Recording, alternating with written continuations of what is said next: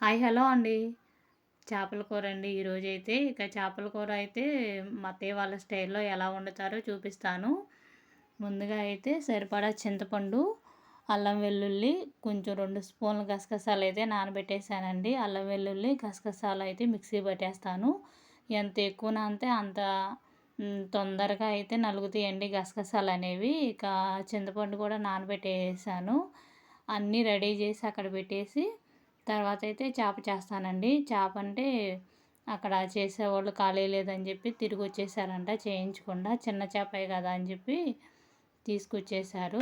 చేప అయితే శుభ్రం చేసేలోపు మసాలాలనేవి మిక్సీ పట్టేస్తానండి. మసాలాలు అన్నీ రెడీ చేసి పక్కన పెట్టేస్తే చేప చేయంగానే ఆలస్యం చేయకుండా కూర అనేది వండేయడానికి ఈజీగా ఉండుద్ది.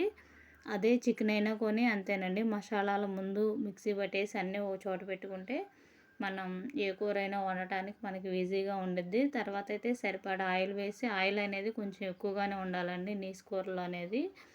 ఇక ఉల్లిపాయలు, పచ్చిమిర్చి సన్నగా కోసాను. చిన్న చిన్న ముక్కలు కాకుండా ఇలా సన్నగా కోస్తే టేస్ట్ చాలా బాగుండుద్ది. అలాగే అల్లం వెల్లుల్లి గసగసాల పేస్ట్ కూడా వేసి కొంచెం పచ్చివాసన పోయేదాకా వేయించాను. ఎందుకంటే మనం సిమ్లో పెట్టి వేయించాలండి. అల్లం వెల్లుల్లి పేస్ట్ ఊరికినే అడుగంటుతూ ఉండుద్ది. ఈలోపు అయితే కొంచెం ఫ్రైకి 4 ముక్కలు అయితే తీసి పక్కన పెడుతున్నాను. ఇక మనం క్లీన్ చేసిన చేప ముక్కలు కూడా వేసి నూనెలో అనేది మగ్గించకూడదండి. ఎందుకంటే ముక్క విరిగిపోయిద్ది. వేసేసిన తర్వాత సరిపడా ఉప్పు, కారం వేసి ఇక ఒకసారి కుదిపి మూత పెట్టేసేయాలి. అది ఉడికేలోపు మనం చింతపండు పులుసు అనేది పోసేయాలండి. ఎందుకంటే ఉప్పు, కారం వేసి కొంచెం వాటర్ పోయటం వల్ల మనకి కారం ఎంత వేయాలో ఏంటో తెలిసిద్ది కొంచెం. ఎందుకంటే చింతపండు నల్లగా ఉంటే కూర అనేది మనం ఎంత కారం వేసినా బాగా నల్లగా వచ్చేసిద్ది. అందుకని ఇప్పుడే చూసి కొంచెం కారం వేసుకోవటానికి సరిపోయిద్ది. అందుకని చెప్పి కొంచెం వాటర్ అయితే పోస్తారు.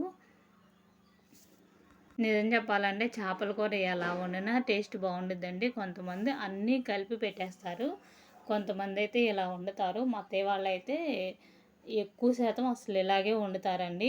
ఇక సరిపడా చింతపండు పులుసు అయితే పోస్తున్నాను. ఎందుకంటే చింతపండు పులుసు అనేది ఇది కొత్త చింతపండే అండి, బాగా పుల్లగా ఉండుద్ది. అందుకని చెప్పి చింతపండు కొంచెమే నానబెట్టాలండి, ఎక్కువ నానబెట్టకూడదు. ఇక మనం చేపల కూర అనేది అస్సలు గెరిట అనేది మనం తినేటప్పుడు తప్ప అస్సలు వాడకూడదండి. ఫస్ట్లో ఉల్లిపాయ, పచ్చిమిర్చి వేసేటప్పుడైతే గెరిట తిప్పాను. తర్వాత ఇక ఉడికేటప్పుడు మాత్రం అసలు గెరిట అనేది వాడకూడదండి. ఈ పొయ్యి మీద ఏంటంటే బయట గాలి వల్ల అసలు మండట్లేదు. అందుకని చెప్పి మళ్ళీ ఆ స్టవ్ అనేది వెలిగించాను. గెరిట వాడితే ఏంటంటే ముక్కలు కదిలిపోయి ఇరిగిపోతూ ఉంటాయి. అలాగే చింతపండు పులుసు అనేది ఎక్కువ పోయకూడదు. ఎక్కువ పోతే ముక్క చివిడిపోయి మనం కూర తినేటప్పుడు కదిపేటప్పటికే ముక్కలు అనేవి విరిగిపోతూ ఉండుద్ది. అలాగే ముక్క మెత్తకదనం వచ్చేసిద్దండి. ఇక అందుకని చెప్పి మనం పులుసు అయినా కానీ కొంచెం ముక్క మునగవార అంటే లైట్గా పోస్తే సరిపోయిద్ది సుమారుగా. అంతేగాని ఎక్కువ పులుసు పోసేసి ఉడకబెట్టేసామంటే ఎక్కువసేపు ముక్క అనేది మెతకదనం వచ్చేసిద్ది. అసలు టేస్టే బాగోదు. మనం పట్టుకోగానే గరిటె పెట్టగానే ఇరిగిపోతూ ఉండుద్ది. మనం కూర ఉడికేటప్పుడు సిమ్లో అనేది పెట్టకూడదండి. సిమ్లో పెట్టకూడదు, అంత హైలోనూ పెట్టకూడదు. మీడియంలో పెట్టి ఉడికించుకుంటే సరిపోయిద్ది. సిమ్లో పెడితే ఏంటంటే ఎక్కువసేపు ఉడికి ముక్క మెతకదనం వచ్చేసిద్ది. చేపల కూర అయితే రెడీ అయిపోయిందండి. వీడియో నచ్చితే ప్లీజ్ ఒక లైక్ చేయండి.